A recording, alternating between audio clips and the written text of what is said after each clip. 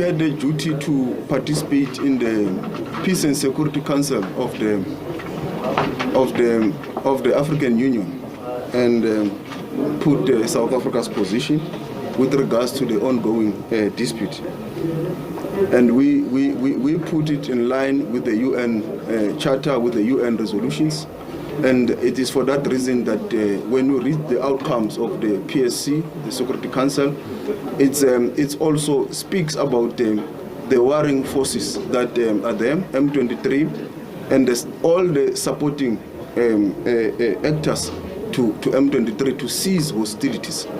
This is the same language that the UN Security Council uses, calling all the supporters of M23 to cease the support to M23 and calling for M23 to cease hostilities and all the warring factions in the Eastern DRC. So this is international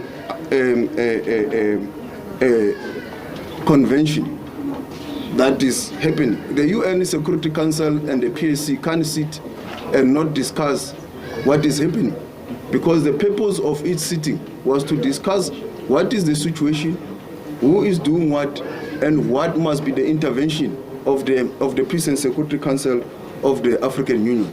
And that's why it ended up with the outcome that calls for cessation of hostilities by all parties and that support, including the UN Security Council.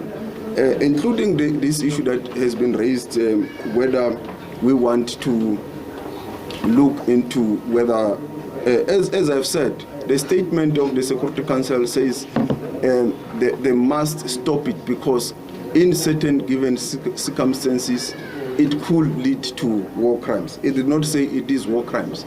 So obviously it will be a process that may conclude that indeed that is it. But these are peacekeeping forces who have been deployed in terms of the resolutions of the Security Council, and that resolution is also very clear that they can't be attacked by anyone on the ground, and attacking them on the ground can constitute a war crime. At this stage, the South African government has not yet considered that aspect. What we are considering at this stage is the cessation of hostilities. We are putting all our efforts to that, the cessation of fire, and that's why we are participating in all these platforms, including the SADC one that will be sitting soon to further discuss the issue of the cessation of hostilities. It will also discuss the question you are asking. What is the position of the South African government that Minister Mtseka says I should answer to, whether to withdraw or what is the situation? That will be discussed at that level of SADC.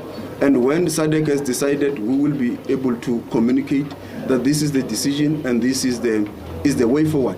It is so because it is not a bilateral agreement between South Africa and the DRC that we can just unilaterally, as South Africa, decide now that we are withdrawing. It must be taken at that multilateral level. As I've said, all these have got stages of SADC, the AU, and the United Nations. We are not on a frolic of our own. We are there on behalf of SADC, on behalf of the AU, and on behalf of the United Nations mandate and Security Council. And we will respect that decision. We will participate. We will make inputs. As I've said, we have been making inputs in all the platforms of the African Union. You will have also seen our ambassador at the UN Security Council in New York making inputs, because as a troop contributing country, the UN Security Council invited us to give an expert opinion of view or make a submission in terms of the situation on the ground. So we will continue to do that, and when SADC has made a decision, it will be communicated in terms of what is the way forward, what should be done. But South Africa has always maintained that a solution, it's a political engagement, it's diplomatic engagements, it is all the international community putting pressure for a cessation of hostilities in the Eastern DRC. Thank you.